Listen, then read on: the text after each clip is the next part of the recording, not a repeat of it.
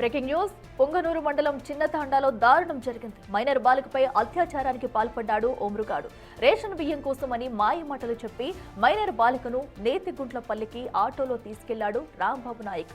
అనంతరం నేతిగుంట్లపల్లి అటవీ ప్రాంతంలో బాలికపై అత్యాచారానికి పాల్పడ్డాడు. బాలిక తల్లిదండ్రులకు విషయం చెప్పడంతో పోలీసులకు ఫిర్యాదు చేశారు. అనంతరం బాలికను వైద్య పరీక్షల కోసం ప్రభుత్వ ఆసుపత్రికి తరలించారు. ఘటనపై కేసు నమోదు చేసి దర్యాప్తు చేస్తున్నారు పోలీసులు.